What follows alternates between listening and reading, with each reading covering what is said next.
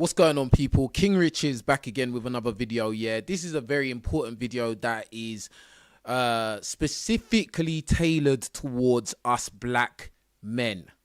All right, this is a very important message because I've talked about the dynamics of being a black man, and that a lot of times we don't really have any friends, right? We get a lot of animosity from different sides, different corners, and it's very unfortunate, and it leads to a lot of black men having a low self-esteem, suffering depression, being distracted by the wrong things in life and ruining our own lives. And a lot of black men take their own lives as well. I am somebody that has suffered from depression myself in my own personal life. I know how debilitating it is. I think that a lot of black men suffer in silence. I think that we are faced or forced to live up to certain stereotypes and societal pressures that are unique to us in particular. I know that like all other groups of men are going through their own issues as well that we can relate to. But as a black man, we have a very unique experience, especially when you're living in a country that is predominantly non-black. This is a very important message. You know, I think that many times we get caught up in the whole aspect of superficial things, you know, dating, what women are doing, etc., etc. But my honest opinion is that us as black men, we need to focus on ourselves predominantly all the time. I think that a lot of us black men, we measure our manhood by the amount of women we can sleep with. Hence why a lot of black guys are willing to take disrespect and nasty behavior from women. I think that a lot of black men have very low standards for themselves and the people that they couple up with. I think a lot of black men are not truly confident in themselves. I know when I was going through my phases of depression, I wasn't confident in myself. I didn't have a clear direction or path of what I was trying to do or where I was trying to get to. In fact, when I was in that time of depression, I was a pothead. A lot of black men medicate with pot or with alcohol. At this point in my life where I don't smoke or drink at all, and I aim to live a very healthy life, whenever I see black men out there who are excessively drinking all the time or potheads, I just feel very, very sad. Because the reality is that either it's one of two things. They're trying to escape reality because reality is too debilitating, or they're trying to build some kind of fake false confidence. And if you are the type of person who you rely on drink or smoke to feel calm, you have a serious problem. You are not handling reality adequately. And it's not no surprise that in the black community, being a pothead is always glorified or pushed or seen as something to be funny or cool. No, in my opinion, if you are a pothead, you are a drug addict. When I was a pothead, I was a drug addict. And I'm very clear about that. I've always kept that stance. I don't care what any of you guys say, because it's true. A lot of us black guys, we have these stereotypes that we are very happy to live up to. We have been brainwashed and conditioned to believe that these stereotypes are actually what make us black men. We're listening to outside entities who are telling us who we should be, how we should act, how we should conduct ourselves. You know, what it means to keep it real. And I think that it's a tragedy. Many black men lose their minds. I have been in phases of my life where I've lost my mind. And this is a very serious topic because nobody doesn't care. You know, a lot of black guys, again, they are measuring their manhood by the women that they're sleeping with. Totally backwards. Setting yourself up for failure. Everything you do, everything you think about is some superficial vanity. Trying to appease women. Instead of you focusing on the right things. Like, focusing on your faith. Focusing on your purpose. Where you're trying to be. Who are you trying to be? But let's be real. Society is bombarding us with attacks from all corners.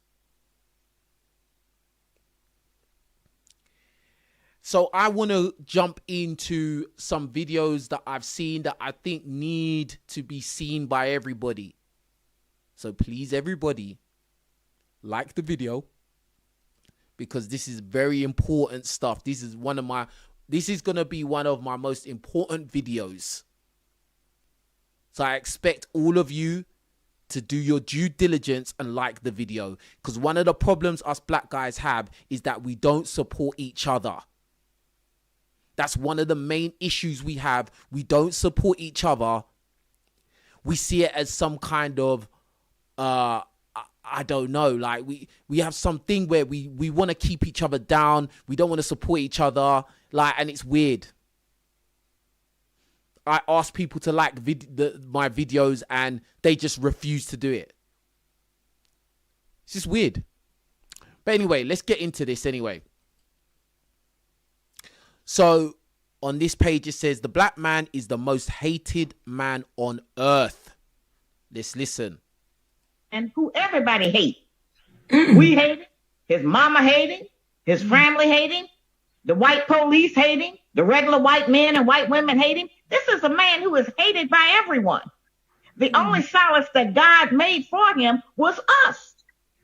And when he comes to us and can't get any sanctuary at all, then he don't have no life. And then they win, because what they want to do is to destroy him and make us think that we are better than him, so that we will help the enemy destroy our own man that God gave to us. We have the best man on earth. Everybody want him. He looked better than everybody. He's stronger than everybody. He is the best, the wisest, and the most beautiful. Now, of course, many of our men have been tricked by the enemy too. But since we are the mothers, we are the first face they see. We are the first person they talk to. We the first person to feed them.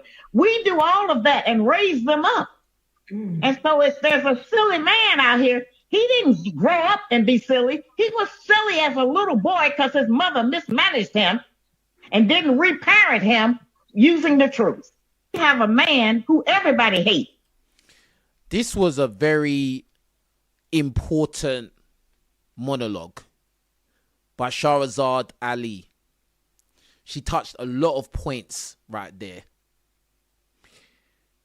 The black man has enemies everywhere.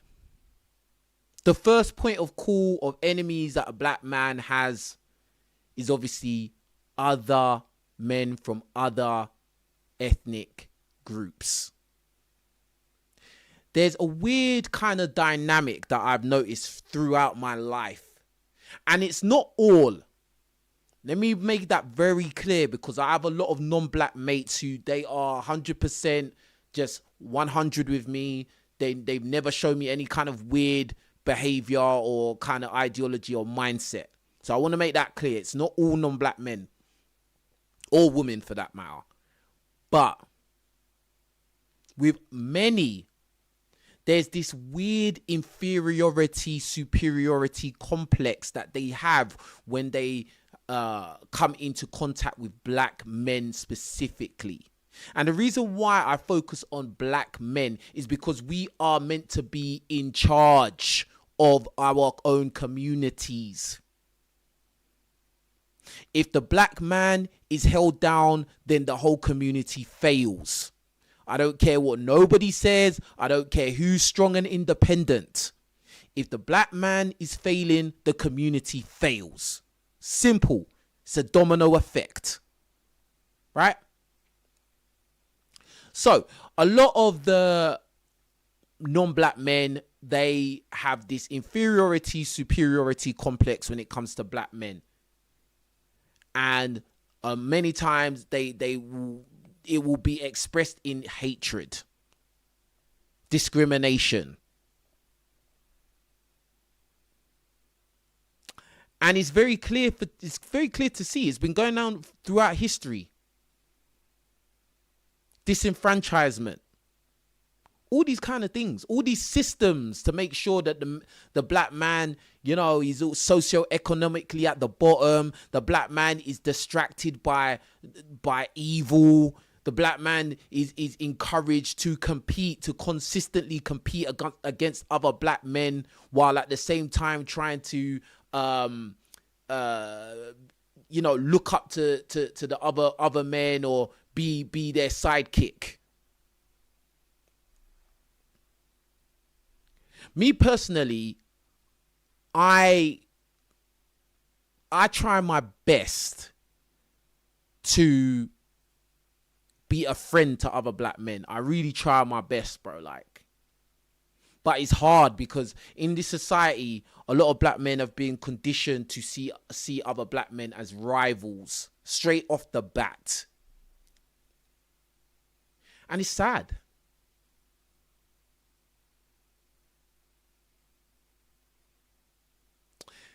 The fact of the matter is, a lot of non-black men, they look down on black men. They undermine black men. They're afraid that their women are going to run off with black men, so that even makes the hatred even deeper. They reinforce stereotypes. You know, lazy. You know, they're just lustful, thirsty. They're broke. They're ignorant. They're stupid, unintelligent. It's just all lies. And I'm going to prove that in this video. The next enemy that a lot of us black men have is the non-black women. And again, listen, it's not all. Because a lot of you black guys are so desperate to do interracial dating. And I'm a guy that's done interracial dating. I've done it very, very successfully, actually. And I know that not all non-black women have weird animosity towards black men. But the majority of non-black women do not care about black men. I'm telling you this. This is the truth. I want you... Bruh, hold on, bruh. I need to make myself big because this is some real shit, bruh. The majority of non-black women are not interested in black men. I know some of you black guys, you're going to cry about that. That hurts your feelings because you want to run away from the black community so hard for whatever reasons. But the reality is this. Majority, they want to stick with their own. And there's not even anything wrong with that. That's what black people do as well. Majority of black people stick with our own. But I just can't stand this propaganda that is out there where you got examples of interracial relationships, marriages, etc., etc. And it's like it's made out to be like the majority, and it's not. It's just not. Most areas or cities or boroughs or whatever where it's like really, really multicultural, that's usually the minority in a country. Those are pockets. Those are pockets in a country. That's not the majority, cuz. Have you noticed a lot of times when you're around a lot of non-black women, particularly white women, they'll have this weird nervous energy around you? If you are a black man and you're assertive and you're confident, you know, and you're outspoken, you know yourself, you don't shrink for other people to feel comfortable, you step with strength and pride in yourself, that makes a lot of people nervous and uncomfortable. Now, you have to ask yourself the question, why does it make these certain particular people uncomfortable that you are comfortable in your own black skin? I've said many times that I've walked down the road, you know, just walk down the road casually, just like anybody else, just like any other guy. And when you walk past a lot of these non-black women, like, their energy just changes. Now they're holding their handbag. Now if they're walking with a little kid, they pull their little kid a bit closer.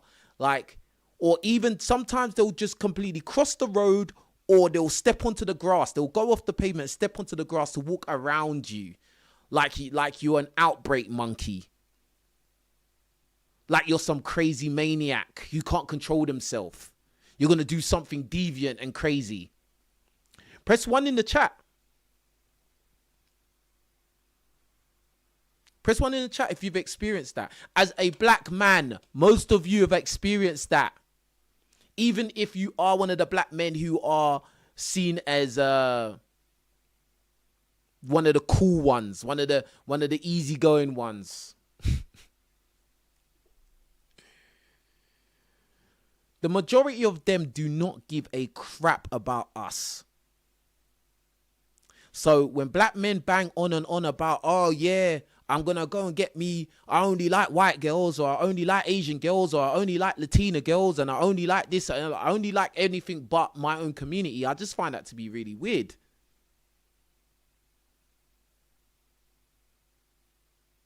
Now, is there problems and issues within our own community dealing with women? Absolutely. Don't get it twisted, bro. I'm going to talk about that side of things too. But black guys need to stop walking around in this fantasy mindset that, oh, non-black women just love black guys. And you see all these stupid videos. Most of the time when you see these videos where it's a black guy banging on about interracial dating and blah, blah, blah, usually the girl he's with is not even attractive. Am I the only one that's noticed that? And again, I've done interracial dating. I've had white girls, Indian girls, bro, like, and decent looking, very good, bro. People know me, bro. Like, people know I'm not lying, bruv. People know I'm not lying. I don't think I'm the best looking guy in the world, but I've done it all right. My levels are decent. A lot of times these guys banging on about it, banging on, oh yeah, I went to Thailand and blah, blah, blah. And then you see the women that they're pulling are just average. They're not the best looking ones, bro. It's not. Why? Because the best looking ones are sticking with their own, bro. And the only time they're gonna move with a black guy is if the black guy is some footballer, entertainer, he's got clout or money or something setting him way above average.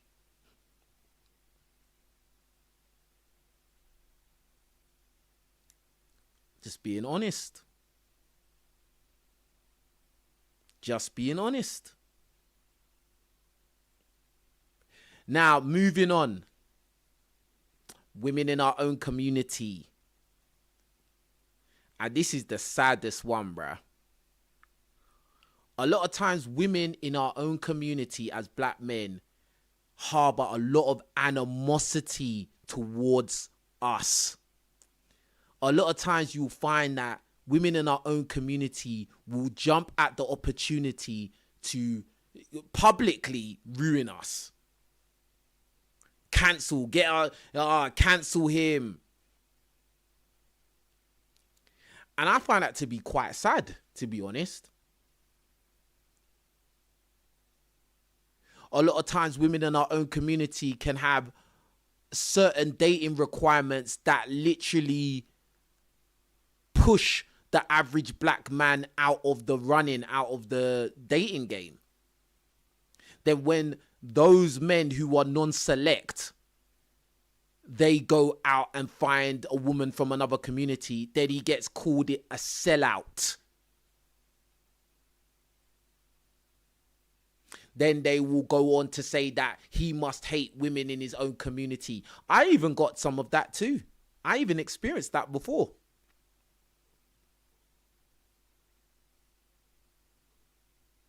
And half of the women I've ever been in real relationships with have been black. It's a weird dynamic. But if you don't believe me, here's some evidence of that. How deep it goes. How deep the rabbit hole goes. And everybody liked the video. I haven't seen any super chats. And I'm going to check the likes now. And I know the likes are low. Why? Because black men don't like to support other black men unless they're rappers. Unless they're rappers or some kind of entertainment, sports or something like that. It's the reality, bro. We are so obsessed by things that don't matter. Chasing box, sports, smoking pot, gang life, hood life. Those things, oh, who's gone jail, who went to prison and who came out, and all this kind of crap. Who's got a bust down chain? Who's got the nicest car? Who's got all of this crap? Degenerate behavior always gets support every single time.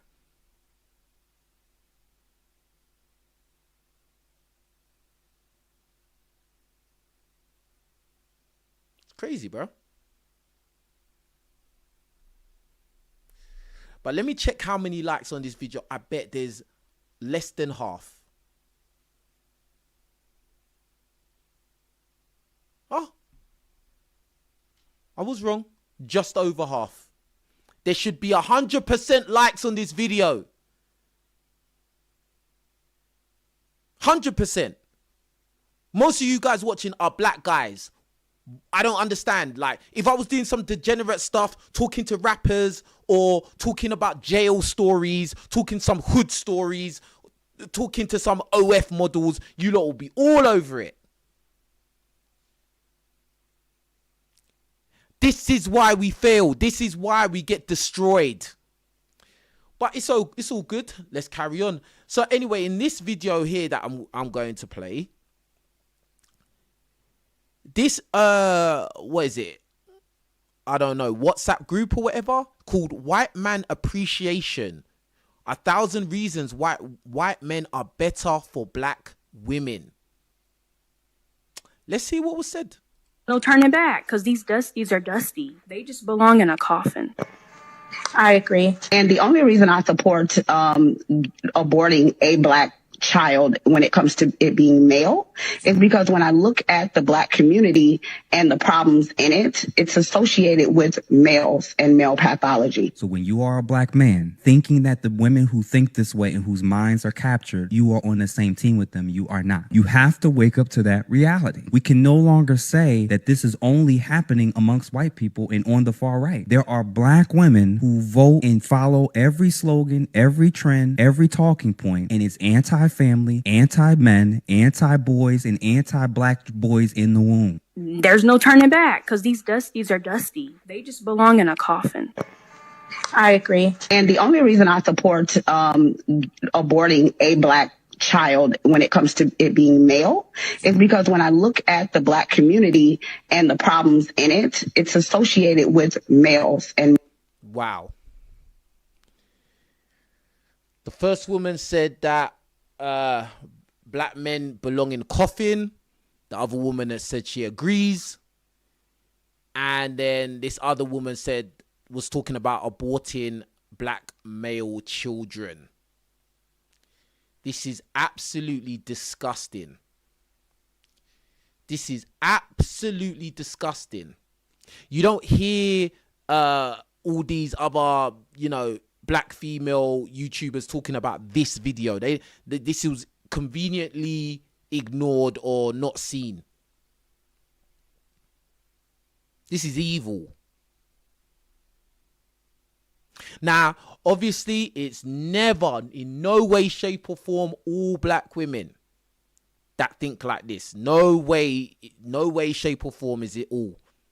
This is a small percentage of black women that think like this, but they exist. They exist, bro. So you need to be really careful, and you need to be really observant and listen when people are talking. Listen to their talking points, their rhetoric. At the end of the day, in my opinion, the reasons why there is so much problems in the black community is because the community is matriarchal. That is my honest opinion. A lot of our homes were single mother households, living in poverty. Now, I think a lot of the reason for that is poor choices in men and women, poor choices. But I think in this current time, with the amount of information that is out there, and how many people are out there talking about their life experiences and explaining why the black community is the way it is, I think that it's really crazy that there's still a lot of women who are willing to reproduce with degenerate men. Because what you find in the black community is that a lot of degenerate men get a lot of box. They get a lot of vagina. They get access to a lot of women in our community. Guys that have been to jail, guys that are convicts and career criminals, they always have women. There's no lack of having women.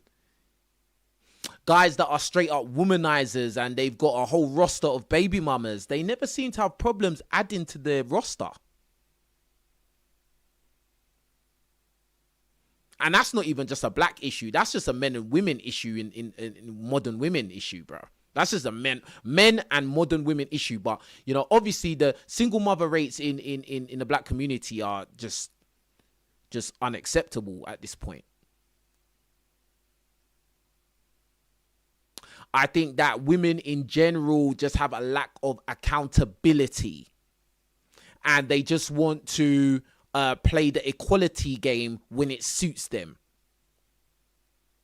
When it's all nice and easy, yeah, we're equal. But when everything falls down and goes to crap, now, you men are not leaders. You men are meant to man up. At the end of the day, lady, you're an adult as well. You're meant to make smart decisions in life. You hear a lot of women, young women in our community talk about how they want scammers. They want to date drug dealers. They want guys that make fast money. And that's just crazy, because in those prime years, that's when they get knocked up. That's when they have babies, bro. That's when they become single mothers for these degenerate guys, because it's fun, because they live in a exciting lifestyle. You see, the problem, another issue is that a lot of women, they want to live this exciting Instagram explore page lifestyle, which is just not feasible. It's not real. It's not real. And in our black community, the wrong people are always pushed to the forefront. The wrong type of black men are always pushed to the forefront. So what happens is these degenerate individuals are now lusted after by young women. And then when these young women see these archetypes, they go out there in their own lives and seek those type of men out to date, to reproduce with, and continue the cycle of dysfunction. That's what happens. A lot of young women, they don't care about the content of a man's character. They don't care if he's hardworking. They don't care about if he's a solid, like, good person, like good at genuine person. They don't care about that. They care about how tall he is and how much money has he got in his pocket. That's what they care about, bro. How tall is he and how much money has he got in his pocket? That's it. Is he hood? Because they don't want no square guy. They don't want a Carlton Banks. Oh, no. He sounds white.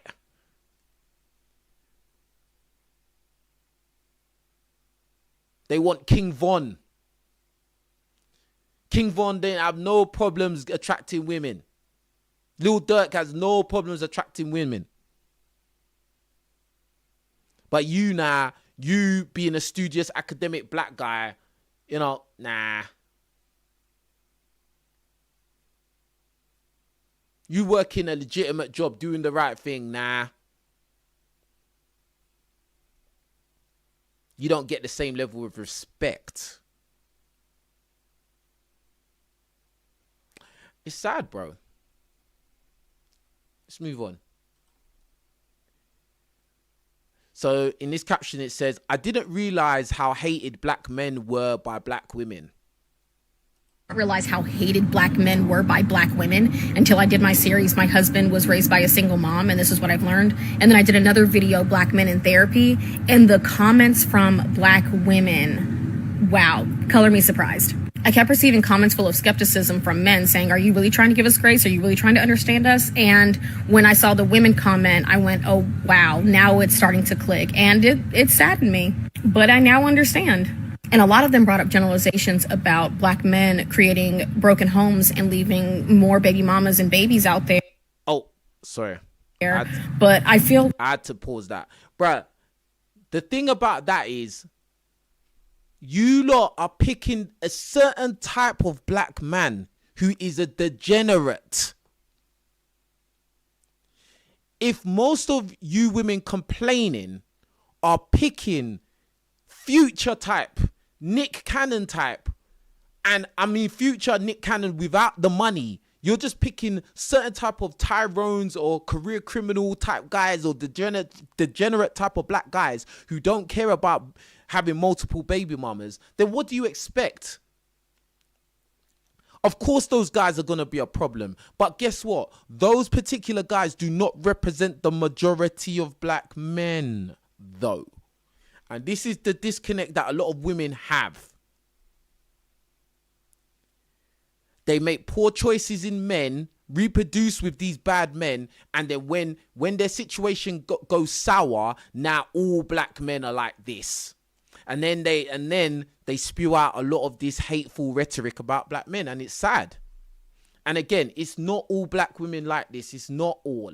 All right? It's not all, because some of you guys go crazy and then start saying, oh yeah, all the black women. It's not all black women. And then them same guys, they'll start talking about how non-black women are so great when most non-black women don't even like black men like that anyway. See how crazy and how intricate this is. This whole topic is so intricate on many levels. Big up Morosa, man. He says, like the video, guys. Big up King Riches. Big up to you. Appreciate you, man. Big up Omar for the super sticker. Appreciate you, man. At least some guys appreciate the content. Get the likes up on the video, all right? Some of you guys are just sitting there like lemons. You lot are literally ops. Because I've still got to talk about how black men are black men's enemies as well. I still got to talk about that, right? We're just getting past the women in our own community segment, but we still got to talk about how black men are black men's enemies as well. Press 1 in the chat if you know what I'm talking about. Yeah. Anyway. like millennials and Gen Z are swinging the pendulum the other way from Xers and boomers because they're trying to be in their children's lives. They're not trying to have these broken homes. They're trying to make it work with their partners. So now I understand comments like this, but I'm a big advocate for all men's healing. I did not realize how hated black men were by black women. Sad, bro. Very sad. All right, here. So I'm sure a lot of you guys have seen this video, right? Where is this guy, he got a guilty verdict for deleting Julio Fulio. And he started crying in court. See, this is the thing. A lot of times, black men have a lot of hatred for other black men, bro. So much so that they're willing to delete people that look like themselves. They're excited to do it. Think about music. Think about how all these rappers love rapping about how they're willing to delete a nigger. They love rapping that, bro. A lot of these guys, they'll start smiling.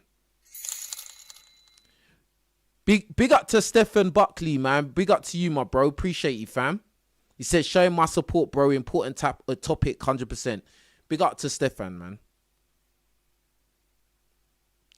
But yeah, like I can't be the only one. Have you noticed that a lot of these rappers, they start smiling when they talking about deleting other black people? They smile. It's funny. They start laughing, rapping some lyrics. Oh yeah, I chinged this guy. I got down my ops. I got him down. I put him in a spliff. All of this kind of talk.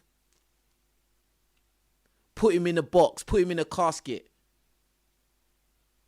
Smoking on whoever pack.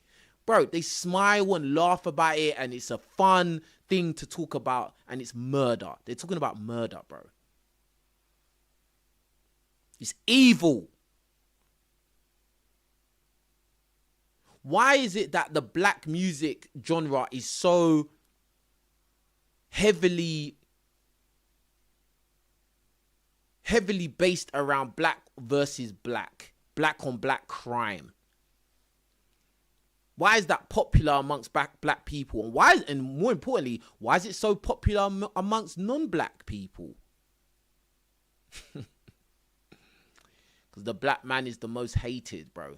We're hated by non-black men, non-black women, women in our own community, and we're hated by ourselves. That's why.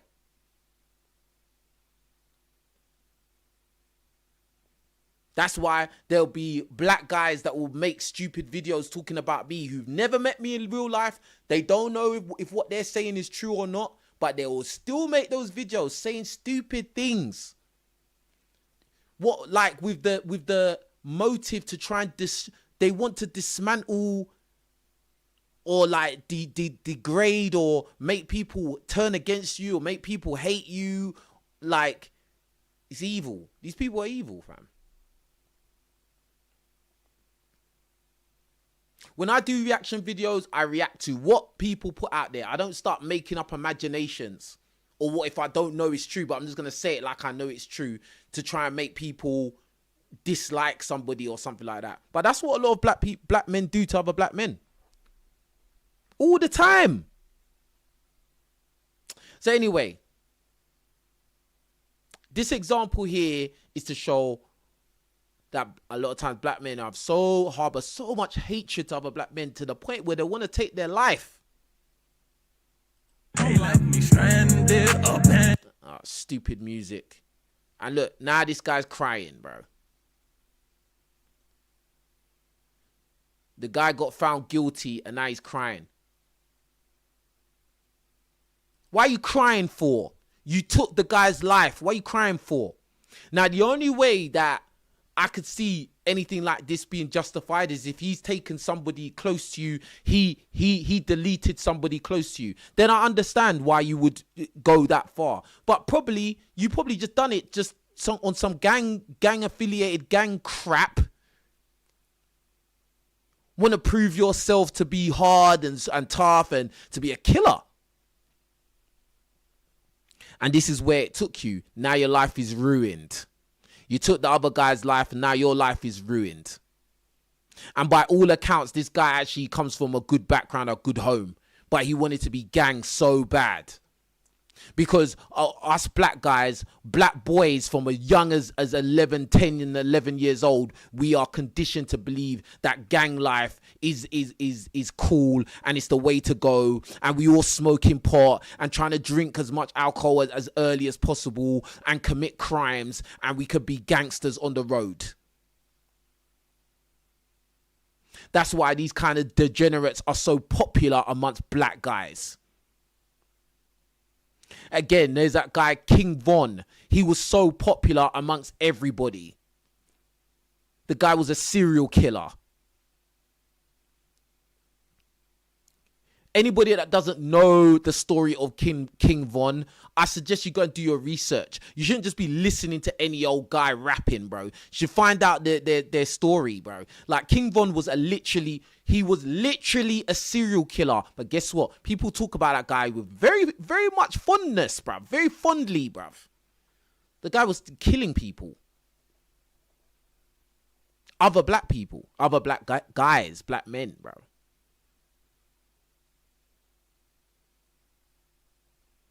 And this is a very typical running theme that, like, black guys, they get all this popularity when you know that they've deleted another black guy. Nah, he's very popular.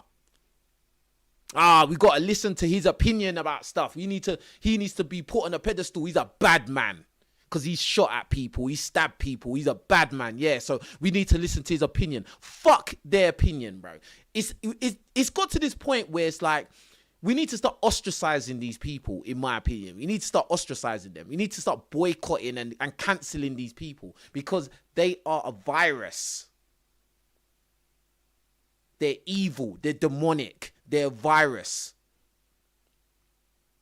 Black men that like to talk about being a bad man and how they're willing to delete people or they have deleted other black... Bro, they need to be ostracized. Because guess what? The reality is they're not even in the majority. They're not even half. It's a minority, but this minority is very loud. And I think a lot of people are actually scared of them. Because the majority of people are just normal civilians, just want to live their life. They don't want no problems. They don't want to get into no back and forth with no quote unquote bad man. You know, with the risk of violence. Nah. So this little niche of bad guys, gangsters, they're allowed to run amok, talking crap, talking about how they can fuck everybody's girls and they will still run in everyone's houses and they'll do this and do that. And I think it's time to ostracize these people and stop pedestalizing them, bro. That's what I think. They don't do anything positive, ever.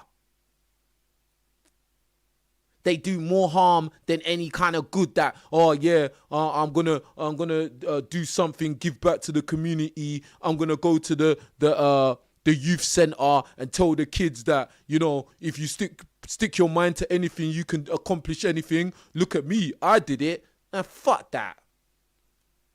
Career drug dealers, drillers and trappers, rappers, giving crap, rubbish advice, bro. Because for every one of these people that somewhat make it, thousands didn't. Thousands didn't. Thousands end up incarcerated or in the ground. Black males. But these cherry-picked guys that maybe they made a song that went viral or something like that.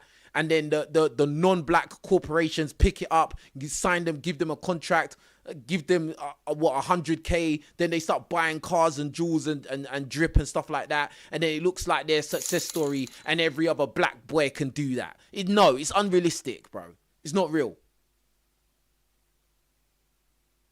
Big up to Stephen Buckley for another super chat. Appreciate you, fam. He says, real talk, bro. Too much corrupting poison been pushed. Yeah, think about it, bro. Think about all the most popular podcasts, whether we're talking about UK or America, the most popular black male podcasts. Who are the hosts of those podcasts, bro? What are the hosts talking about, bruv? I'm a bad man, prison stories, I done this dirt, like blah, blah, blah. Smoking, drinking, bruh.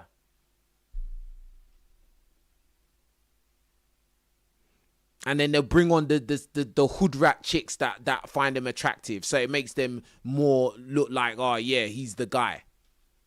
Pfft. You'll never catch me dealing with any woman that that looks at these hood dudes as attractive. Never.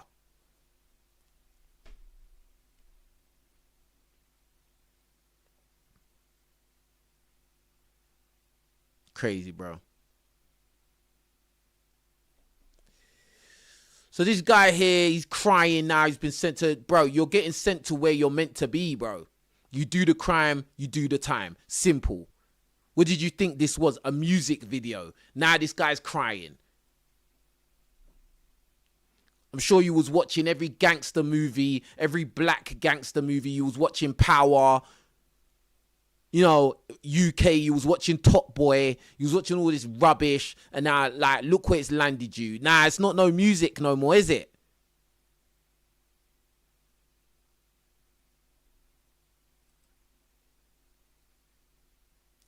I saw this video, which I found to be very, very disturbing and disgusting. And I want to hear it from the top.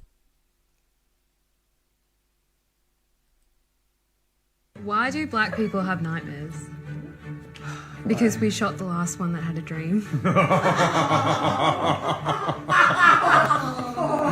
my God. I'm not laughing at that. I'm not laughing at that.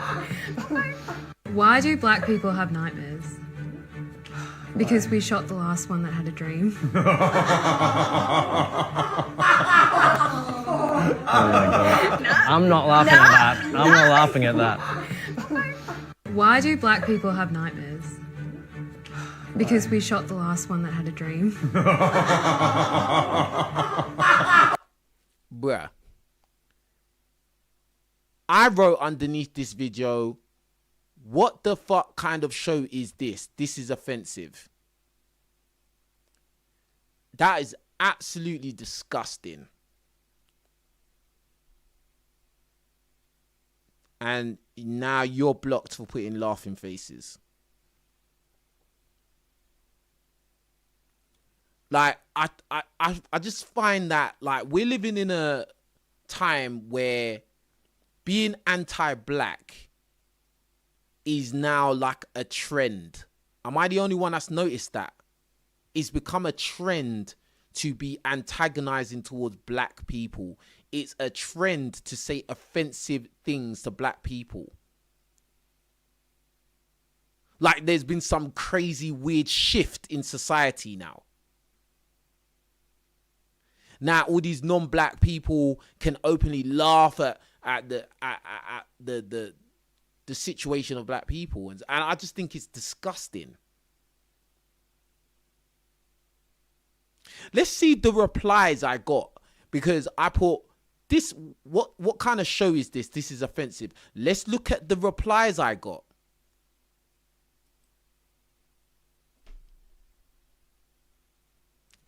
Someone wrote, the whole show is mostly dark humor, whatever. This guy, this white guy, he wrote cry.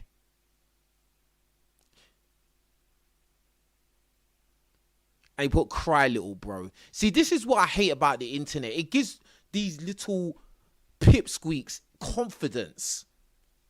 And this is why, as black guys, we can't laugh at these kind of jokes. You can't be like, yeah, this is cool, like, ha, ha, ha. You can't laugh along to these kind of things. This is an attack.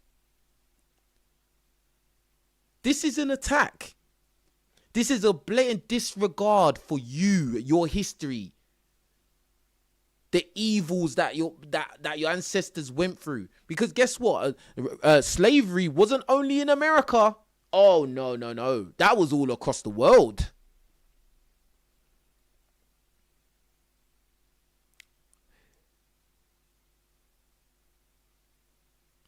This guy wrote, correction, you find it offensive because you have an opinion. That doesn't mean the rest of the world shares it. Yes, I know, because I know the rest of the world hates black men. I know that. I know most of the world does not care much for black people. I know that.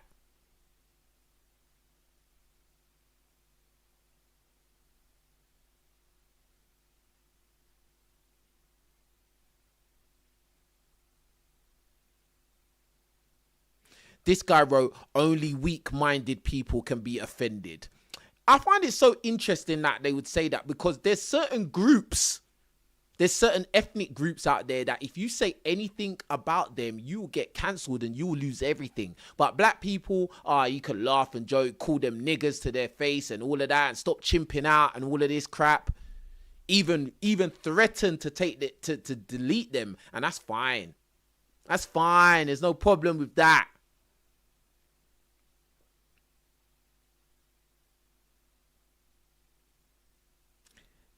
This guy wrote, "Don't be soft, nigga." Bruv. Disgusting, bro. Alright, so moving on. Georgia man arrested after yelling slurs at security guard. I'm gonna kick the shit out of you. You can do it now? Yeah, take a shot, mother. Get out of here. Yeah, I'm a citizen, you fat shit. You're a hell no. You're a Oh, I'm sorry. Yeah. No, you're good. Okay. What are you gonna do? It's free speech. You fat, ugly Sorry. Fire! The Georgia man that was shouting racial slurs at a security guard in that viral video you just watched has been identified as Robert John Burke, and he has been charged with a misdemeanor in connection to that situation. The incident happened outside of a Social Security Administration office in Gwinnett County, and it's unclear what set the man off. Burke was not at the scene when they arrived, so an arrest warrant was issued, but a day after, he caused another disturbance at a Courtyard Marriott hotel. His disturbance at the hotel caused him to get a police escort out of the hotel and sent straight to jail. Gwinnett County Police tell TMZ a front desk employee called and told police Burke was being hostile and asked for him to be removed and criminally trespassed. Police report he was being aggressive, yelling at the employees, and he was also talking to himself. When officers arrived at his room, he initially refused to leave, but then he eventually complied. Robert told police that he suffers from paranoia, schizophrenia, and mental health disabilities. He has since been released on a $1,000 bond. Get out of here. I'm gonna kick the shit out of you. You can do it now? Yeah, take a shot, mother. Get out of here. Yeah, I'm a citizen, you fat shit. You're a Wow. As I said, a lot of non-black people are getting very bold with their things they're saying to black people, just completely just going off their head, saying crazy things and then claiming it's free speech. Obviously, we all know about Chud the Builder, who's now in jail after he attempted to delete a black guy in America. And, you know, it's just disgusting. Like this rise of all these like confident racists is just a joke, and it's not gonna go well, bro. It's not gonna go well. Here's another example. Subway worker doesn't let you order food because you're black. Big up to my bro Ali in the chat, man. What's up, my brother King? Keep cooking. Appreciate you, my bro. Thank you so much, man. Yeah, this is an important topic still, so yeah, let's carry on. You have to prove that I'm a fucking faggot, that I like your fucking nigger face? That's what you come here for? I don't like black guys. I don't like Indian guys. I like white guys. Erika, and get your fucking nasty phone out of my fucking face. Get your phone out of my face. Next time, don't be racist for no reason, yeah? I know why you're coming here, because you like kidnapping fucking little girls with your fucking black ass face. You like kidnapping girls. You like kidnapping. Wow. This woman said you like kidnapping girls with your black face. What? Do you see what I'm saying? Like, you guys, and you think that all non-black women automatically love black men. No, they don't, fam. No, they don't. This woman's saying that black men...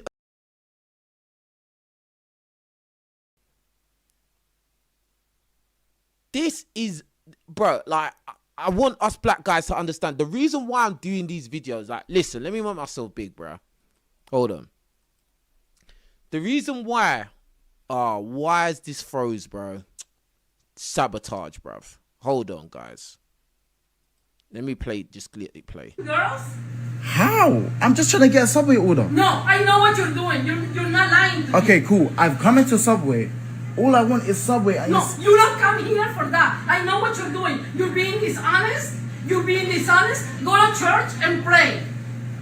What did I even do? You are dishonest. You like kidnapping girls into America and get your fucking nasty phone out of my fucking face. Get your phone out of my face. Get your phone out. Oh shit! Oh! Listen. Your race. Yo! I can't. She's gone mad. Yo! Bro, I walked in, yeah? I literally came in to order Subway, and she's just been racist for no reason. Can you tell me? You said you don't like black people. You don't like Indians. What did I do? Yeah, she's lost her mind. I'll be real. Oh! She's lost it. Get out! Get out!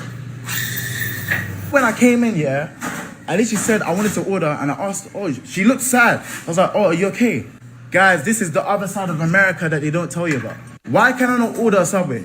Get out! Dude. Why? Just go home, dog. What do you mean go home? Why can I not order a Subway? I walked in and she said I'm a thief. Oh my days! Oh my! I dare you! I dare you! Ah!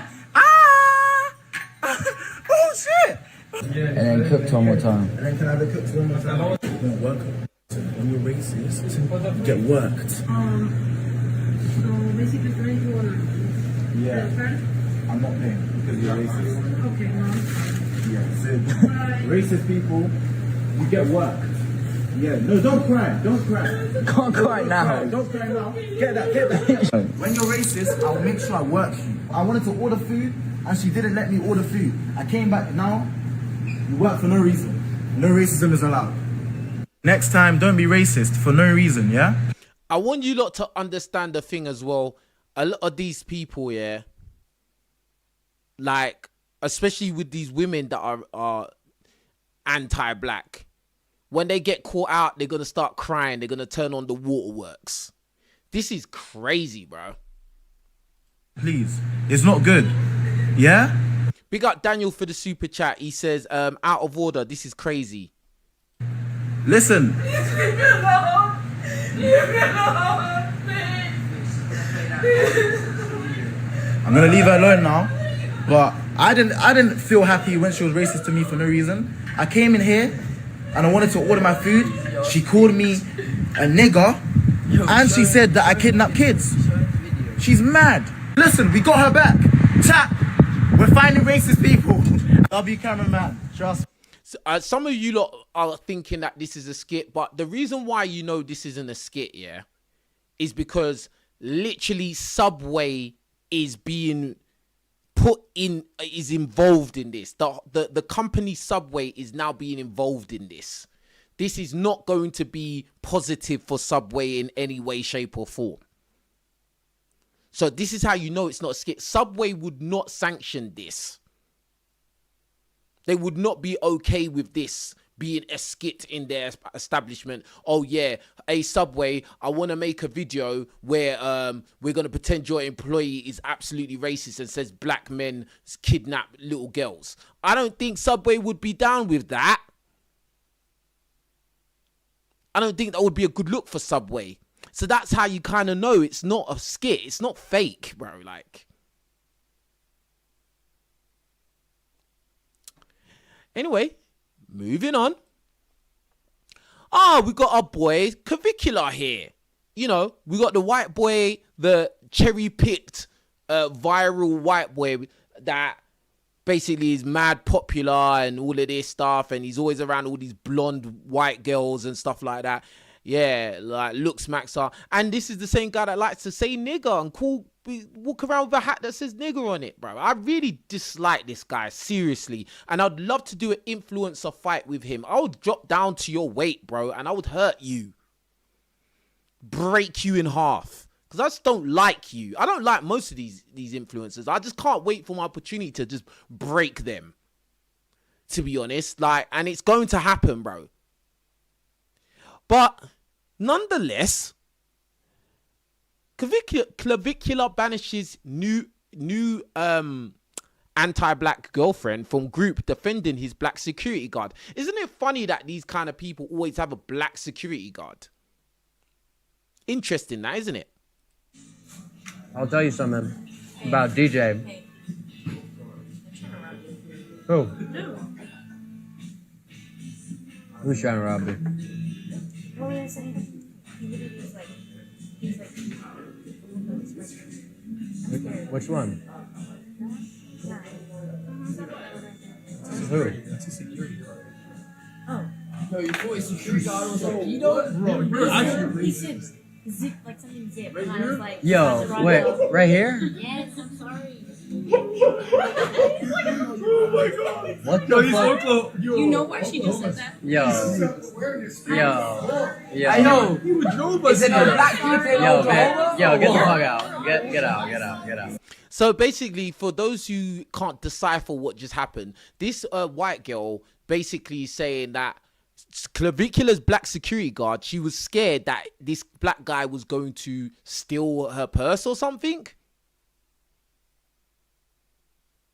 Like, and the only reason she thought that is because he's a black guy. See, I told you, a lot of these non-black chicks, bro, these non-black girls that are only around white people all the time, bro, they don't like black guys. They think weird thoughts. They believe all the stereotypes, bro. Like, you're a criminal. You're not to be trusted. And then you dumb black guys, you be kissing their asses, bro. Oh yeah, I just want a Becky. I just want a blonde chick, bro. Most of them, they look at you as a monkey, bro. Like, they look at you as a stereotype. And then these same girls will be singing rap songs in the club, word for word.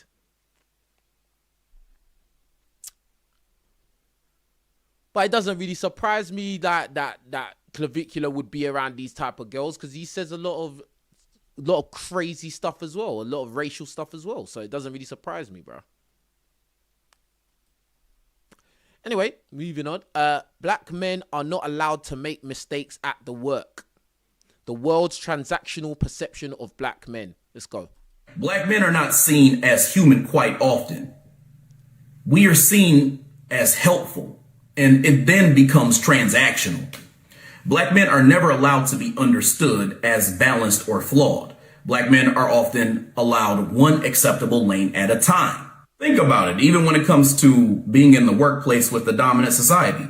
The mistakes that you make end up causing hell for you while you're there, because this starts a trend of them in the dominant society nitpicking at you for not being perfect. Because as a black man, you don't get to be quirky, have flaws, have issues, have bad days and things like that. These are major marks that are made against you. Whereas your coworkers are allowed to slide on certain things. And I mean your white coworkers specifically, even when they do things that either may be out of pocket, that either may be small or even big. Sometimes. Yeah, no, that's facts.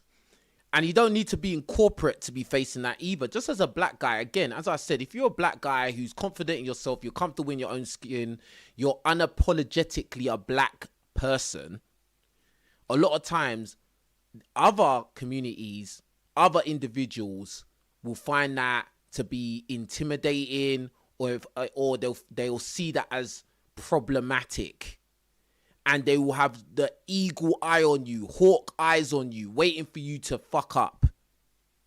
And certain times you will be reprimanded for things that people of other groups would just basically, it would be laughed off. But when you as a black person, you do those certain things, or you say them certain things, that'll get you disciplinary action. It's real. Big things are just swept under the rug. Black men are not seen as human quite often. We are seen as helpful, and it then becomes transactional. Black men are never allowed to be understood as balanced or flawed. Black men are often allowed one acceptable lane at a time. Think about it, even when it comes to being in the workplace with the dominant society. The mistakes that you make end up causing hell for you while you're there, because this starts a trend of them in the dominant society nitpicking at you for not being perfect. Because as a black man, you don't get to be quirky, have flaws, have issues, have bad days and things like that. These are major marks that are made against you. Whereas your coworkers are allowed to slide on certain things. And I mean your white coworkers specifically, even when they do things that either may be out of pocket, that either may be small or even big. So yeah. And it just goes along with the whole idea of, you know, when you're a black man, you have to be a superhero and you have to be perfect. I mean, this is just simple things. All right, moving on. So we see this Elon Musk, bro. Elon Musk reposts a message about white solidarity. This is Elon Musk, bro. Now let's see what he got to say. If white men become a minority, we will be well, okay, Elon Musk didn't say this, but he agrees with it. If white men become a minority, we will be slaughtered. Remember, if non-whites openly hate white men while white men hold the collective majority, then there will be 1,000 times more hostile and cruel when they are the majority over whites. White solidarity is the only way to survive. Wow. Say no more. Elon Musk agrees with it. Moving on. Waka Flocka checks Jake Paul for being racist and thinking blackface is funny. This is a very interesting video right here. It's disrespectful. I think it's funny. Hold on. I want to educate you, bro, because y'all ever some shit you making jokes about? Bro, folks' grandmama experienced that torture in it. You know? Do you know one thing I'm going to say straight from the top?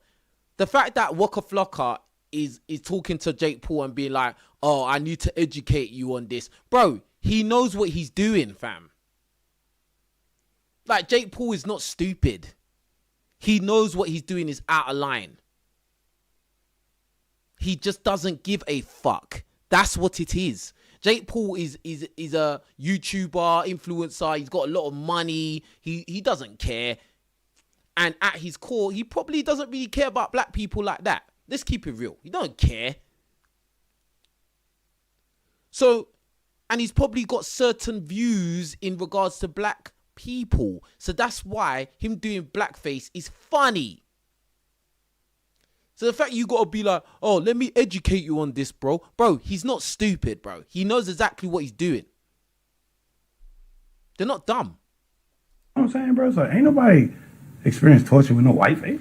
But a black face? You're a more serious guy. I'm not and serious. I'm a more like, let's all make fun of each other and be bros. I'm friends with blacks, whites, purples, Mexicans, all of the above, girls, boys, Indians. You see, and that's always the typical response. Oh, I'm friends with black people, so I should be able to make fun of you lot and say absolutely offensive, out of line crap because I got black friends. I tell you now, I have no non-black friends that would ever do something like that. That doesn't exist in my network. Oh, yeah, because I got a black friend, so that means that I'm going to do blackface comedy jokes. Literally taking a piss out of you, your ancestors, your forefathers, the atrocities you lot went through. I'm just going to make jokes about it because I'm a funny guy. I don't take things serious. Bro, you have to take things serious, bro. You have to. You ain't got no choice because life is serious. When people go through torture and pain and get enslaved and get discriminated against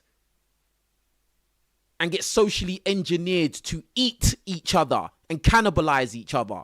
Bro, it's serious. It's just that your people don't go through that. So that's why it's funny to you. That's why you're in a position where you can be, ha ha ha, everything's funny.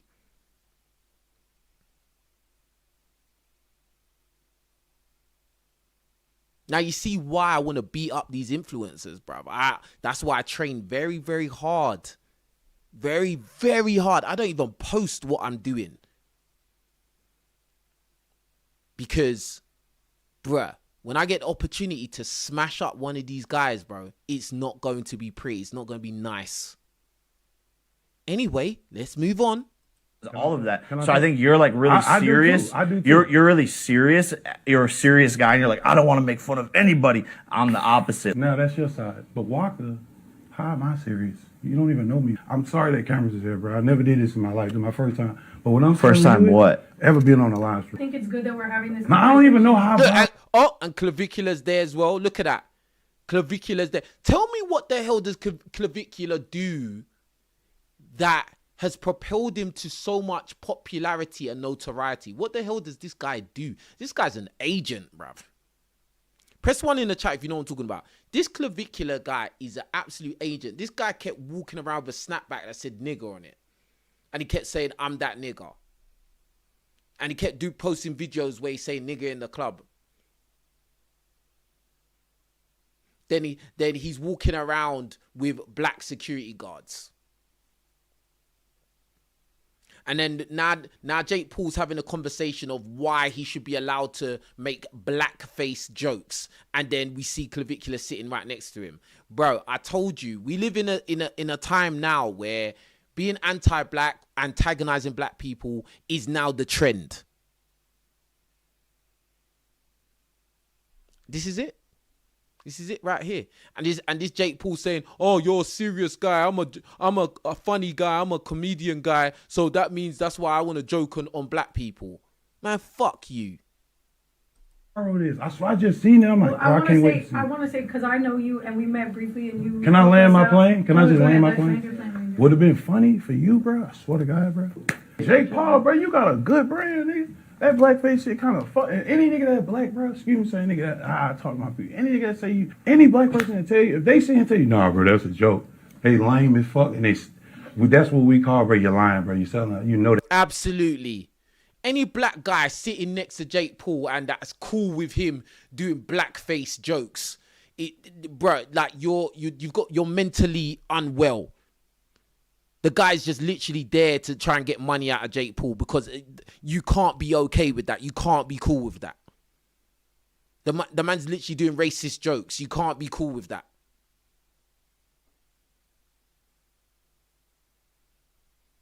It's crazy. That shit ain't funny. All right, y'all. I love it. I got to keep us moving. We're on a time schedule. Who wants to release some music, play some shit? So I'm saying, look at these two, bro. Look at these two. Bruh, I can't wait. When I get the call, bro, like, I can't wait, bro. I have no clue. I have no clue. I don't even post what I do. I don't even post it no more. I don't even post to the depths of training I do, and I don't even post it anymore, bro. But they will see it eventually. Anyway, moving on. Why aren't black intellectuals raised to the forefront? So this goes back to what I was talking about, that the most degenerate black men, the bad man, the killers, the serial killers, the drillers and trappers, they're pushed in our faces. The guys that have come out of prison and talking about their prison stories and their hood stories, and these rappers, gangster rappers, drill music artists. Oh, we always got to listen to their fucking opinion about everything. So this guy's going to talk about it. Ended up listening to Angela Rye and the Native Land podcast people, right? I can't remember her name. I think her name's Tiffany Cross. And she mentioned about, obviously they were having the back and forth beef with the Joe Biden podcast. And she mentioned something about, like, he said we're in the era of like a lot of anti-intellectual kind of conversations are on the rise in the black community. And obviously she's talking about America, but I do think that there are some aspects in America that cross over here. And her kind of premise and the strength behind the argument was basically that intellectuals, black intellectuals, are not being pushed to the forefront. They don't get, firstly, when you look at social media, they don't get the views, they don't get much fanfare. People aren't checking for that. People don't want to consume that. And basically the idiots are running the airwaves. Yep. Isn't that what I've been saying? But in other communities, white community, Asian community, whatever, bro, like intellectuals are listened to. They are pushed in the forefront. In fact, in other communities, as a man, you are not pigeonholed to be one type of man. You know, you can be whatever type of guy you want to be. You could be a computer scientist. You could be a physician. You could be any other discipline. You don't have to be one thing. But in the black community, as a man, if you're not leaning towards the I'm real bad man, I'm a real nigga, da da da da. Like, if you're not in that kind of lane, most people are not really trying to listen to you like that. Even a lot of the guys that talk about how, you know, that talk about real life subjects and real life topics and stuff like that, a lot of times when you listen to them, they always have to bring it back to, I'm from the hood. Well, I don't know what you're talking about because I'm from the hood. I'm from the hood. I'm not scared of this. I'm not scared of that. It's like, bruv, who gives a crap if you're from the fucking hood?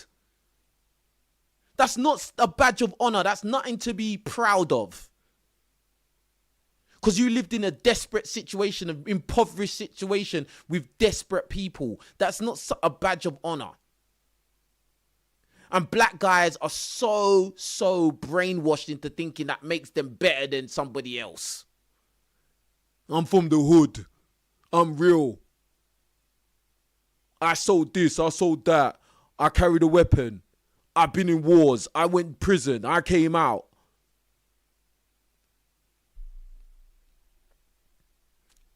It's brainwashing. It's social engineering so that black people cannibalize ourselves. Because before, black people understood unity, working together, you know, we understood our own image, blah, blah, blah. We knew who we was. We knew, you know, our own traditions and culture.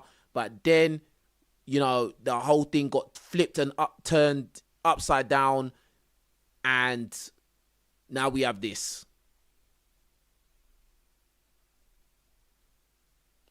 And it's completely dysfunctional, bruh. She didn't say it like that, but that's kind of how I interpreted it. She basically said that, like, we're now in this anti-intellectual phase where there are no black intellects that people care about. Even someone like Dr. Umar, I'm not saying he's an intellectual, but I guess in some ways he is. He's an academic as well. Someone like him, he's become a meme. He's become someone that people laugh and joke at. And I think that in the UK, we don't even have, I feel like we don't even have any black intellects.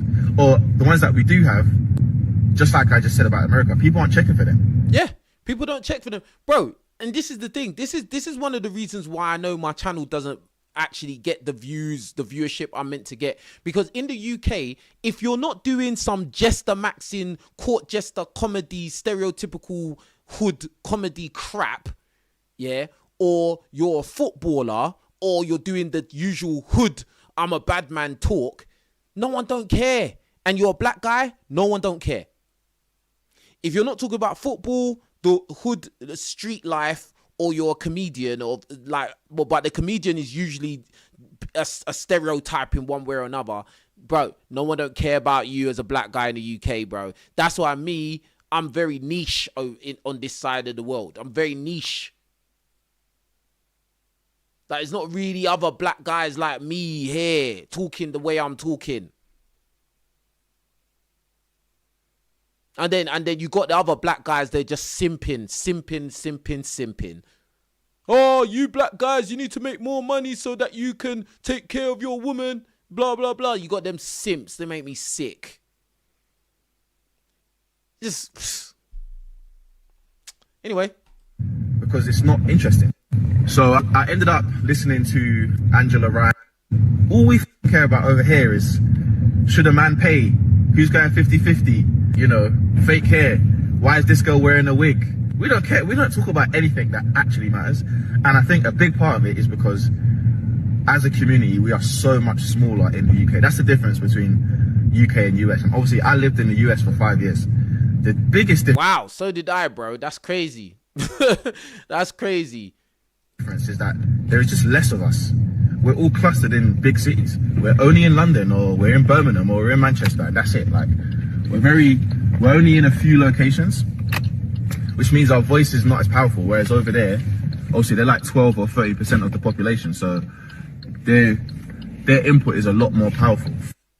Yeah, but to be honest, in America, there's still the voices, the black male voices that get heard are usually the stereotypical guys as well.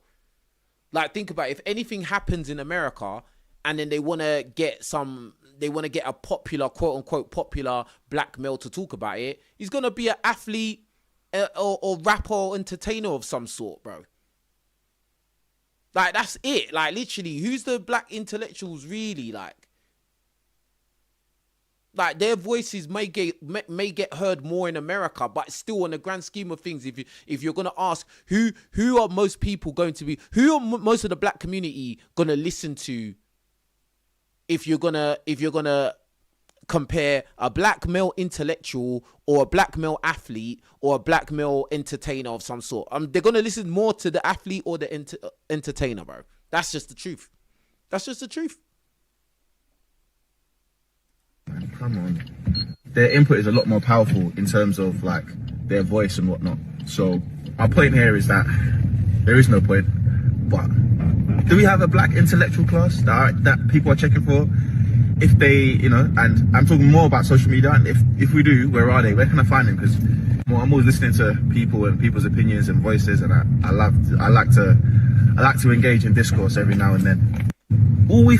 Yeah. You just gotta look for it, man. You just gotta look for those certain topics that are actually real topics, like the one I'm talking about right now. And like a lot of those channels are gonna be the smaller channels, because the big channels with black males on it in the UK are always going to be stupid comedy, prank, like dumb crap where everyone's laughing and joking like everything's okay and cool when it's not. Like we're all like kumbaya when it's not. You know them channels where it's like the guys on the channel, they're always laughing and joking, big smile on their face, like everything's funny, bruv. Like that stuff gets on my nerves. I can't watch that kind of content. That stuff gets on my nerves, bro. I can't lie, bruv. We got this guy, Low Tier God. A lot of people know who this guy is, don't like him and that. Really and truly, I don't really care. I just want to hear the message. So let's go. It just seems like the black community is not getting better, and it's never going to get better. The black community will literally be like this in a loop until the end of time. If nothing has changed in all these amount of years, it's just never literally going to change. You're still going to get that same ingredient of ghetto. The only way, unfortunately, to break the cycle is to go biracial. You have to go biracial. Nah, man. Nah. This guy's chatting rubbish, bruv. He's saying the only way to break the cycle is to basically do interracial dating. This guy is warped. See, this is the type of guy that he's just like some interracial dating maniac, bro. Like interracial dating maniac, bro. Like, nah, I can't listen to this guy, bro. All right, so let's see what this guy's got to say. And it says, we celebrate N-words who destroyed our community. Oh, this should be good. A byproduct of niggas who was our idols and who we celebrated, who destroyed our community. And niggas get out of jail and won't love. We've been backwards in what we've celebrated and what we propelled and what we pushed and what we supported. And like I said, we all guilty in it. And this is a byproduct of that. I see that shit all the time in the city I'm from. And we see it in South, we see it in Oakland. And this is all we've seen. You can't blame hip hop, but hip hop is so powerful. There's a reason they bought out all the labels. Right. You feel me? Right. Like, we have a fistful responsibility. You know, every year is our responsibility because what we putting out into the world and what we promoting. Like, you can't think, nigga, most of us knew a song before we even knew how to do division. Facts. So you're not going to tell me it's not impactful or it's not hip hop. Some of us was raised on music. You feel me? Like it is. And this is why I always say that music is very dangerous and evil, bro. Because like what he said was very true. A lot of us knew word for word a lot of rap songs that were talking about very degenerate talking points and topics and issues. and that were very brainwashing and was encouraging bad behavior and toxic, dysfunctional behaviors. We knew those songs word for word. We knew whole albums word for word. But we was failing in school. We were failing in math. We were failing in English. We were failing in science. But we know this album cover to cover, from track 1 to track 12. We know all the lyrics.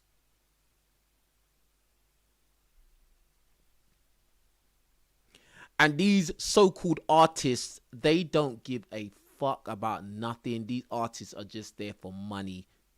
They will say whatever it takes. They don't care that they are poisoning the minds of the black youth. They don't give a crap. That's why I'm never gassed about no rapper or any of that. I don't get gassed, because I know that they are puppets and they're being used, whether they're aware of it or they're not aware of it. They're puppets that get used to destroy black people in a soft core way. Because guess what? I would hazard a guess that every time a group of boys, black boys, go out to do a ride out or to go and delete another black boy, they're probably listening to music on the way there. They're not just sitting in silence. They're probably smoking pot and listening to drill music on the way to go and jump out on someone and attempt to take their life. And whether they succeed in doing it or they attempt to do it, when they go home, guess what they're listening to again? That same genre of music, gangster rap or drill music. Anyway.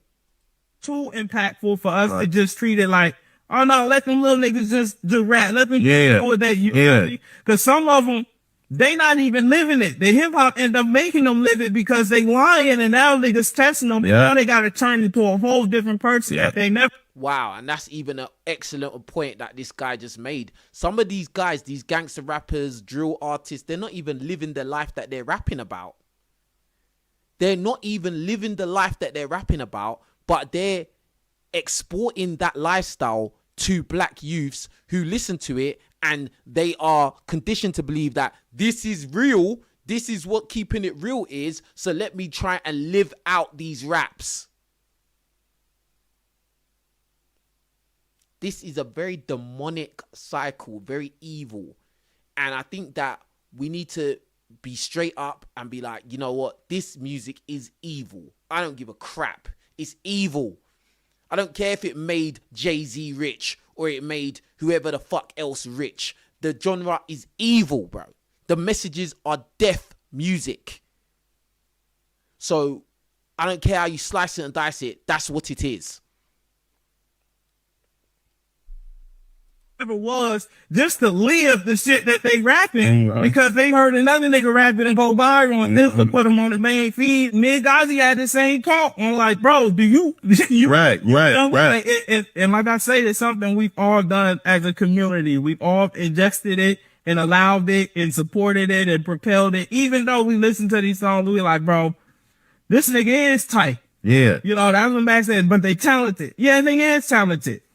A nigga who sell crack talented too. Man. Then they'll build a whole drug empire. That mean what he doing ain't detrimental. And it's a problem far deeper than the music. Like, it's within the community, but it's something that when we stop being complicit and we start telling niggas like, nah, that's not good. Like, I was riding my bike one day, I was on shrooms, and I went down Sonoma, where I'm from, and it's hella prostitute younger. Like, Sonoma known for that shit. Right. And that shit, like, that was the first time in my life, like, it hurt me. It broke my heart, and it was like, damn, I know niggas who been pimping since I was, and it's like, you complicit, bro, that you cool. Like, the nigga fly, nigga got the card. Right. And it's like, nigga, you not cool, nigga, you a loser. I said it's hard for you to point the finger and be like, who making the music when you look at your library, you support all the sites, like this people that make it, support it. What there ain't no difference. So everybody gotta look at themselves and their individual responsibility in this shit. You know what I'm saying? Me as well. Like I slapped and supported all this shit too, but I'm getting to a point in my life where it's like, bro, that's not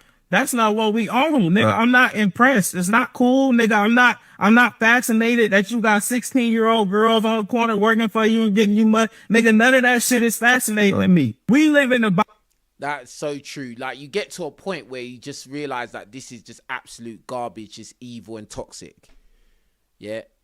And I got to that point a while ago. That's when I just was like, I don't like music. And don't get me wrong, like, if I'm training, if I'm at the gym, whatnot, I'll listen to music. But, bro, I actually understand what it is, and I understand how it affects the minds of young people, especially young black kids, who they look up to these rappers, etc., as role models, and they try to live this life out thinking that, oh, I'm going to be the next Jay-Z, or I'm going to be the next whatever.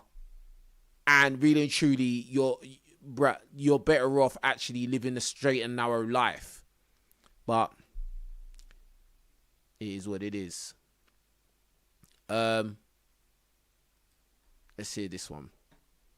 And God just walks over to me, looks me right in my eyes and say, I don't like black people. I looked him back in his eyes and said, why you don't like black people? He took a sip of his vodka, a tug of his cigar, and he turned his head and blew the smoke. He said, man, you guys are the most gifted athletically. You're physically strong, but you're mentally weak. He said, y'all still slaves. You're just mentally slaves. You're still filling up the prisons. You're still killing each other. They just don't have the chains on you. If it was us and they tried to enslave us, they would have to kill all of us, because dying is better than being a slave. And I grabbed him in his, I don't know, $30,000 suit, and I told him that's exactly how I feel. And I have a tough time showing my kinsmen, other black people, exactly what the you're talking about. But I'm not that guy. I let his shirt go. He looked at me and he said, you're the first I ever met. And he shook my hand. And I actually respect him for coming to me so boldly and so strongly, telling me exactly what he thinks. It's Russian. You hear that? You hear that? And it's so true. This is why a lot of like non-black people always continue to look down on black people, because they see that we have so many gifts, natural gifts, and it's not just physical athleticism and all this stuff, but mental gifts. But at the same time, we allow ourselves to limit ourselves to these stereotypes and these lifestyle choices. Sad. So I want to take a look at this. And this is specific to black men again. Mental health matters every day. Too often, black men are expected to be strong, silent, and hide their emotions, even when they're hurting. But silence can be deadly. This post honors black men who tragically lost their lives to self-deletion, many in the prime of their lives, and serves as a reminder to check in on the men you love. This is a very sad post. Lee Thompson Young, known for the famous Jet Jackson, Lee battled bipolar disorder in silence. His passing shook Hollywood and sparked deeper conversations about mental health among young black men. This was a guy that is successful, money, I'm sure women, etc., etc. And guess what? He still deleted himself, bruh. See, this is the thing. Just men in general, we are under a lot of pressure, especially in the Western world, where, you know, a lot of women are demanding men to be 7 foot tall and millionaires. And, you know, then you have the added pressure of competing in this world where, as a black man, you know, most people, most of the world doesn't like us, you know, and trying to discriminate, and we have to work 5 times harder than anybody else to get the same results and all of this kind of crap, you know. And it's just like, bro, it's overwhelming. Everybody's like tolerance is not the same. And this is when you get into these situations, you get a man that's actually successful, etc., etc., and he still can't handle what's going on. And then they take their lives, bro.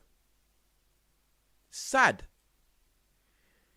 Ian Alexander Jr., son of actress Regina King, a talented musician, Ian was loved deeply but privately struggled with depression. He died just days after his 26th birthday.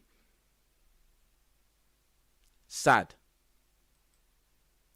Stephen Twitch Boss, charismatic dancer and DJ on The Ellen Show. Stephen was known for spreading joy, but behind his smile, who carried unseen pain. See, this is the thing. I can relate to this very, very, very deeply. Even in my times of deep depression, when I would be around a lot of acquaintances, associates, even real friends, a lot of times I would just like play the role of being happy, jokey, like etc, etc. But really and truly, I was depressed. It's not happy, fam. I go through bouts of that even sometimes now. And this is very underrepresented. You know, we always have to hear about the feelings of women and what do women want, and what's the women's opinion about what kind of guys are the best guys, and they don't want to date a man that does 9 to 5, and they want a guy that's a scammer, and they want a guy that's 7 foot tall, and you know, then you got guys tell you, oh God, yo, if you're not making enough money, you're a brokey, and all of this crap.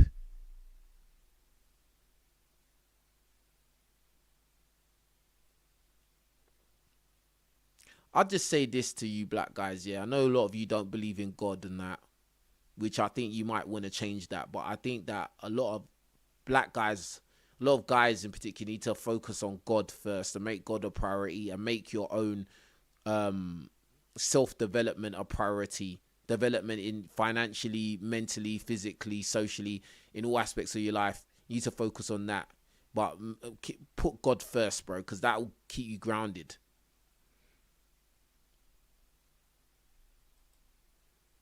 Capital Steez. At just 19, the lyrical genius and pro-era co-founder took his life. He left behind a legacy that continues to challenge stigma in the hip-hop community. Sad. Lil Loaded, Dallas rapper Deshaun Robertson, died by self-deletion at just 20 years old. His music expressed his emotions, but the support he needed came too late. See, this is the thing. No one don't care about us, bro. Like this is the real thing. No one don't care about us as black males. No one don't care. Yeah, we're seen as stereotypes or unruly, crazy.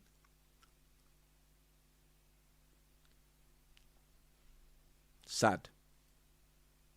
Chris Lighty, music executive behind legends like Missy Elliott and 50 Cent. His passing revealed the mental health pressures even behind industry success. You see what I'm saying? That's what I said. Even when these guys are super successful, bro, they're still hurting, bro. They're still in pain. And no one don't care. All society cares about is how much money you make. And how other people, how other groups can use you.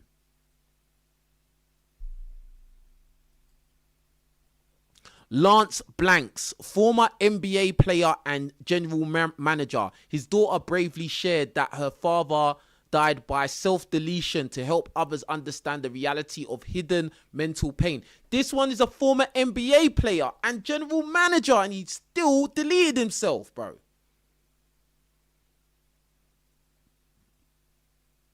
Now think about this guy. This guy, he has to be tall because he was a former NBA player. So he's tall, got money, affiliated with other high-value men, etc., etc. Bro, the guy was suffering from mental pain. Deleted himself. This is real.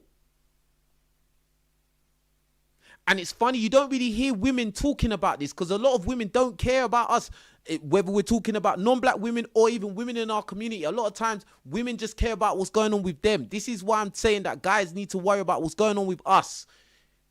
We need to support each other. Especially black guys need to support each other. Especially.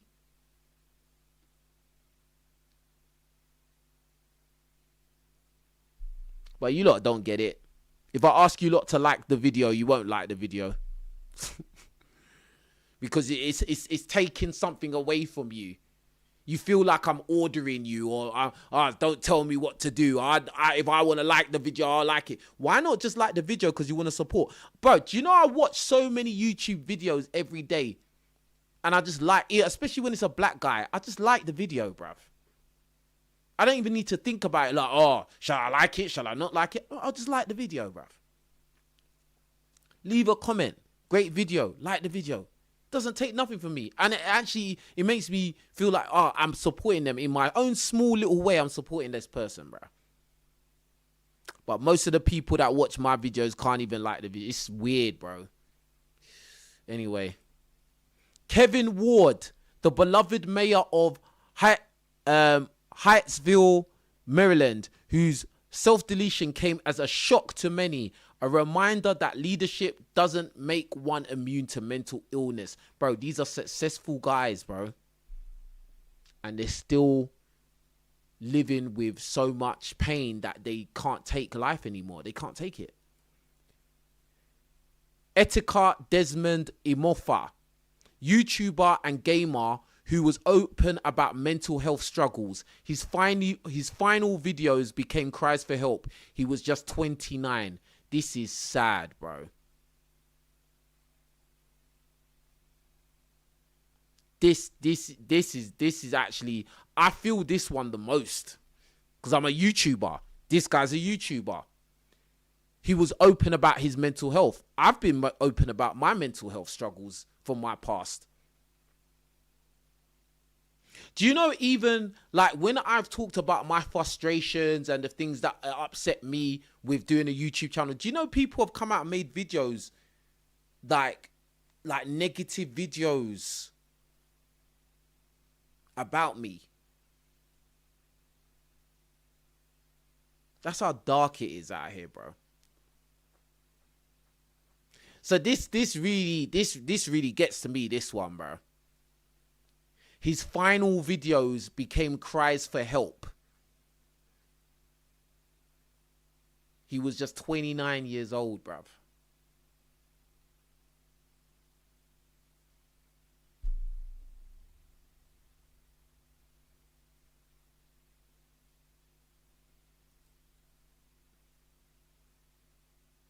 There are many more names. People we don't know, people dying in silence, men who smile every day, go to work, show up for everyone, and are secretly struggling. Mental health doesn't always look like crisis. It can start small: stress, overthinking, exhaustion, isolation, and if untreated, it grows. It can become hopelessness. Let this post be a reminder. Check on the men in your life, the strong ones, the quiet ones, the good boys. Check on your friends, your brothers, your partners, your sons, your fathers. Facts.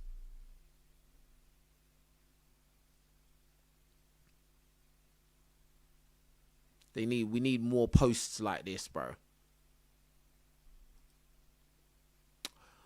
On a lighter note, yeah, and I want this to be motivational for us black guys, yeah. And I want, especially like the young black boys that watch my channel and stuff like that, yeah.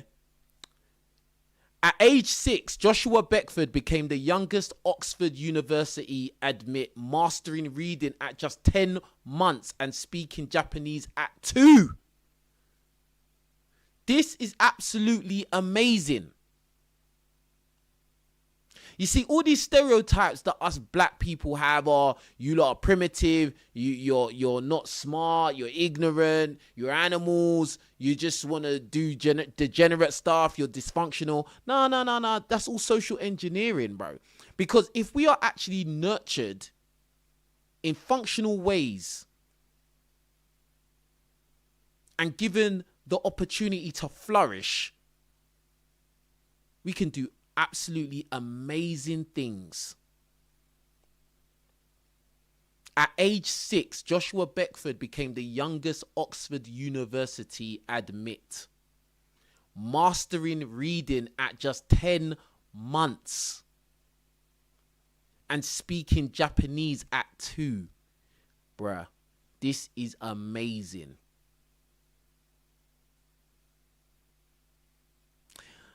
I'm going to end it here, right?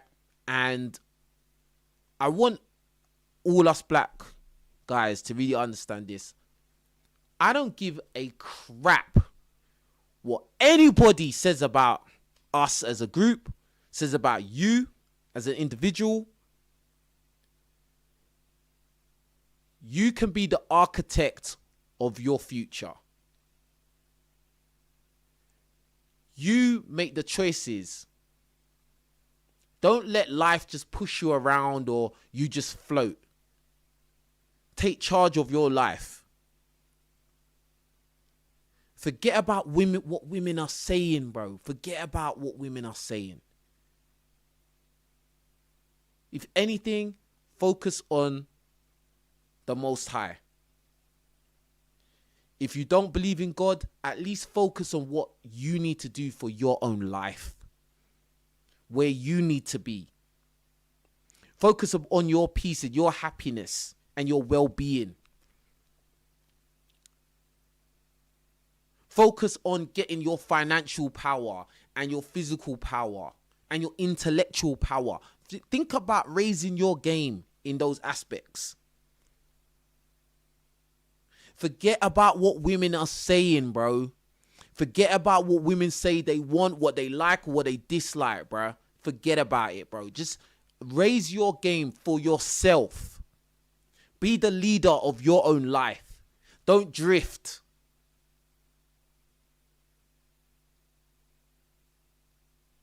Forget about what the rest of the world says about us. Oh, you black guys, you're chimping out. Oh, you black guys, you can't control yourselves. You can't control your emotions. Oh, you black guys, this, that. Fuck them. Whether it's the non-black men, the non-black women, women in our own community, even other black guys.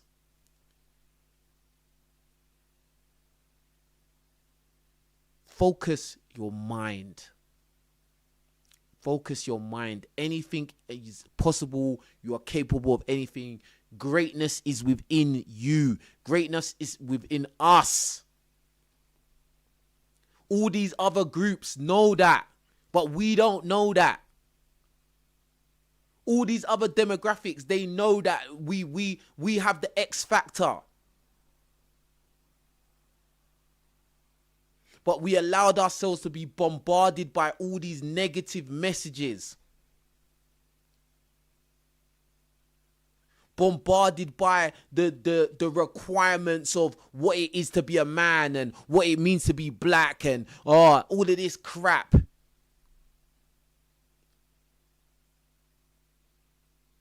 And you know what the tragedy is a lot of us black guys, we didn't grow up with a father. So we learned these lessons far too late, in my book, to be real with you. But nevertheless, these are tenets that we have to live by.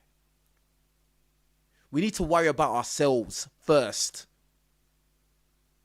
Stop being so controlled by your lust for women. Stop being so controlled by chasing women, bro. A lot of us need to destroy the man we are right now to become the man that we want to be.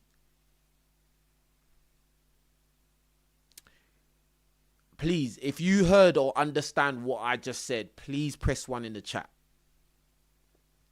A lot of us, and I'm talking to myself, listen, I don't think I'm better than any of you lot, right? This has just been going round in my mind, going round and round in my mind. A lot of us need to destroy the person we are right now. The guy we are right now has to be destroyed, obliterated, deleted to become the man that we are supposed to be.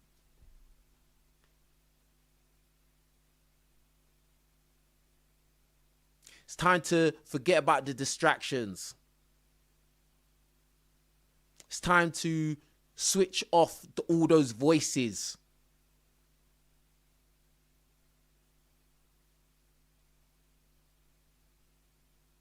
There is greatness in all of us. We all have our own talents. We all have our own God-given blessings.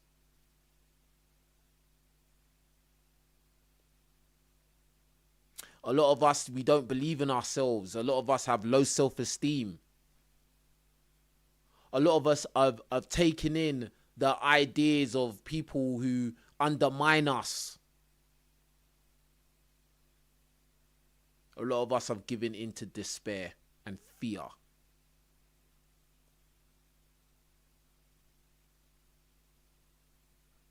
One of the major things that hold us back is fear.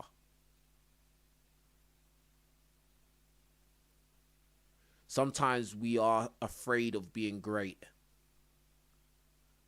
because it's easier to just go along with what everybody else is doing. Sometimes we're scared to break the mold. We're scared to be different.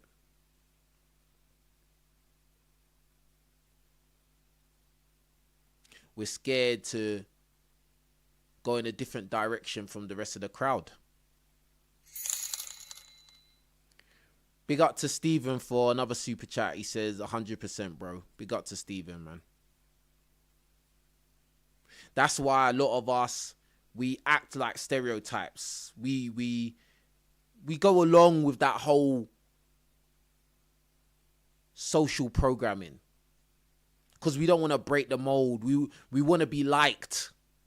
We want to be liked so much. We want to be understood and liked, and you know, we don't want to be called weird or goofy or, oh, you're there's something wrong with you. Like, oh, I don't like him. I don't like him. He's too different. Bro,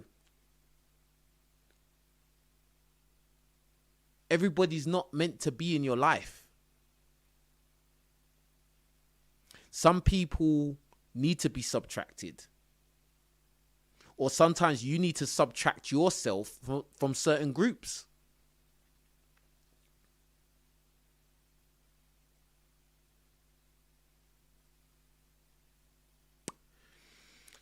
Listen, I hope like you lot got value out of this live stream. I think this was a very important live stream, to be honest. This was a very important live stream, bro. So please, I ask all of you, please like the video. If you can, leave a super thanks under the video. That would help me supporting what I'm doing over here. But more importantly, like the video, share the video with your mates, with people that you know. Share it on Facebook, share it everywhere, right? Even if you're somebody that likes to clip stuff, clip this video, clip certain segments of the video and post it on other social media platforms. Yeah, I really encourage you lot to do that. Cut clips from my videos that you think are really interesting and post it on your TikToks and your Instagrams and all of that stuff. But yeah, man, don't let nobody trick you into believing that you have to act a certain way that's negative, toxic, dysfunctional, stereotypical. Don't listen to anybody's dating requirements that are trying to make you sound like you're inadequate. Oh, because you're not this or you're not that you're less than. All right? And be unapologetically black. There's nothing wrong with who you are. There's nothing wrong with being black. In fact, it's power. You have aura. With that being said, you lot, I hope that you enjoyed this video. I thought that it was very important. Please like the video. Please, please, please like this video, bruh. Share this video. Hype the video. All of that good stuff. All right? All right, with that being said, I'll be back again with more videos tomorrow as usual. You know how it goes. The grind don't stop. And with that being said, I'm out of here. Peace.